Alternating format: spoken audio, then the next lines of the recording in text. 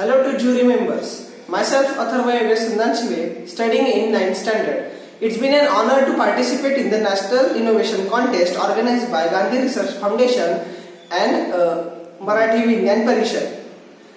I am here today to talk about my project of Chandrayaan 2 and the future project, talk on the ideas of Chandrayaan 3. But before looking to the project of Chandrayaan 2, we shall study about the agency which launched that mission. It is ISRO, the Indian Space Agency. It was established in 1962. It was by Vikram Sarabhai. It was initially named INCOSPAR and it was established under the tenure of Jawaharlal Nehru under the Department of Atomic Energy in 1962 by urging of a scientist named Vikram Sarabhai, also regarded as the father of Indian Space Organization.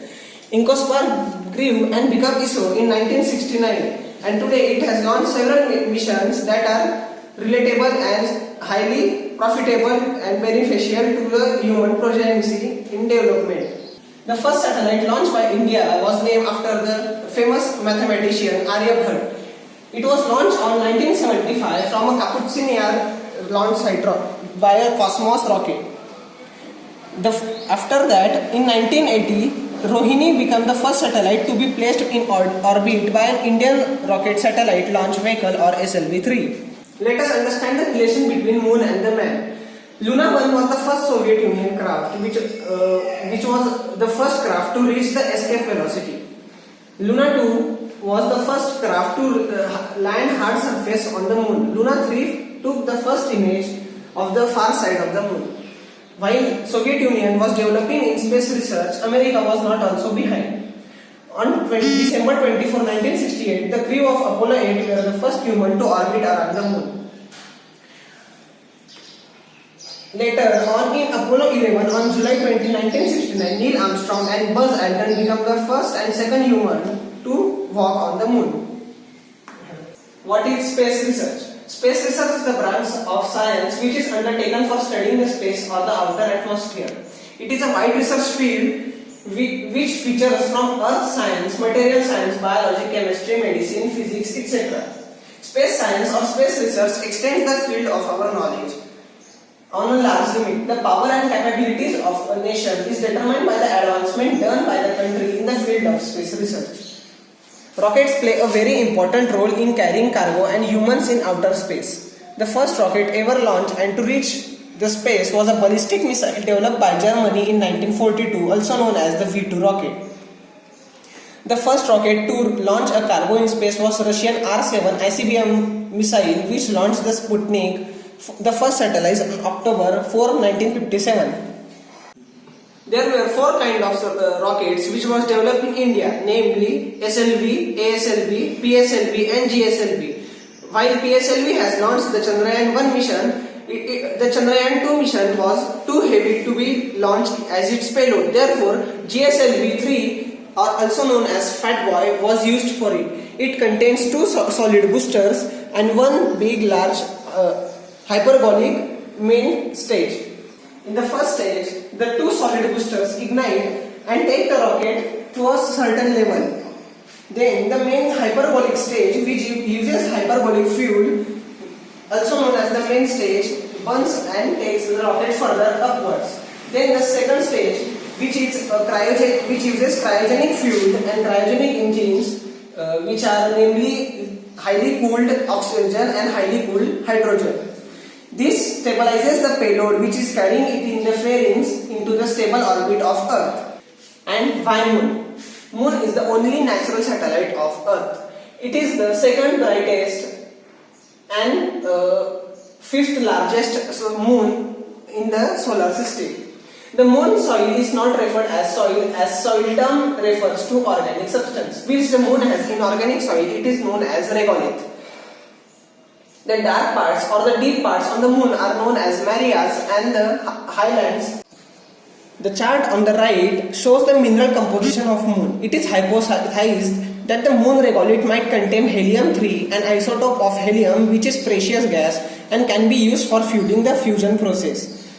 Water can't remain on the moon's surface for a long time as it may get exposed to solar radiation, but scientists hypothesize that water may remain on the poles of the moon, which can help us to make colonies on moon.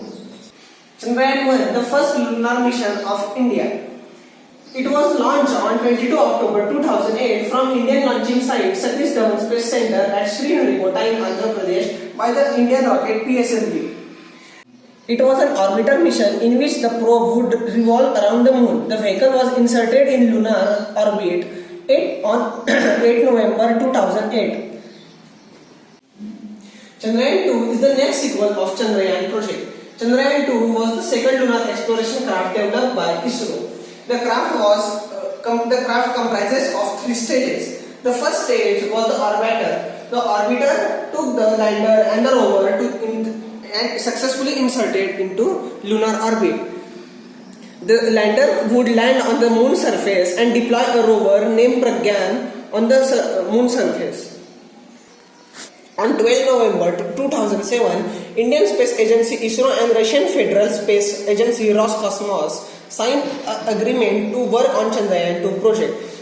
ISRO had the prime responsibility for building the orbiter and rover while Russia would make the lander. But Russia was busy in its another mission known as Phobos Grunt to Mars moon Phobos. The mission was failed and Russia was unable to provide the lander for Chandrayaan-2 mission. Therefore, ISRO decided to make its own lander and name it Vikram after the father of Indian space research, Vikram Sarabhai.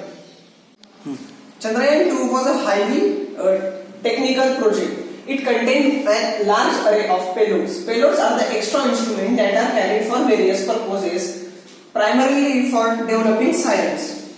The whole mission consists of total 14 payloads that were installed in the craft for researching on the moon surface. Now let us look at the Chandrayaan-2 rover, which was deployed by the Vikram lander after its landing. It was named Pragyan because it means wisdom in Sanskrit. Here, let's look at the payloads it contained. It had 2 cameras for capturing the imagery and videos, which was later sent to ISRO headquarters. This is EPIX, a spectrometer for determining the elements in the moon regolith. This is the solar panel. It would charge the battery of the rover. The rover would be functional for 7 days and then it would shut down itself. This is the rocker body. It helps the rover to drive on the rocky surface of the moon. The primary objectives of Chandrayaan-2 was to study the lunar topography, mineralogy, elemental abundance, the lunar exosphere and signature of hydroxyl, and water ice. To study the water ice in the south polar region and thickness of lunar regolith on the surface. To map the lunar surface and help to make 3D map of it, so that it would be helpful for humankind in the future to create colonies on moon. After the partial failure of Chandrayaan-2 mission, I am working on a design for Chandrayaan-3 mission. Here is a book which I have written to give an idea of what will be the mission of Chandrayaan-3. Chandrayaan-3 mission is currently in development, but this book comprises of some of my ideas about Chandrayaan-3. The Chandrayaan-3 rover is highly developed than the Chandrayaan-2 rover. The Chandrayaan-2 rover was designed to live for 7 days, but the Chandrayaan-3 rover can survive up to a year or 2. On moon, there are extreme cold in nights. Therefore, to survive the extreme colds on the moon, the Chandrayaan-3 rover encases itself in a carbon fiber body which is heated by the nuclear fusion reactor which it is carrying with itself. The nuclear fusion reactor also powers the whole rover. The Chandrayaan-3 mission comprises of highly developed payloads which will be helpful for extracting science on the moon surface. This book which I have written is an illustration guide which can be helpful to develop the Chandrayaan-3 mission. To get the better idea on Chandrayaan-3 mission, I would like to request all the jury members and mentors to once look at this research paper. It was an honor and pleasure to let me present my presentation in front of all of you. Thank you.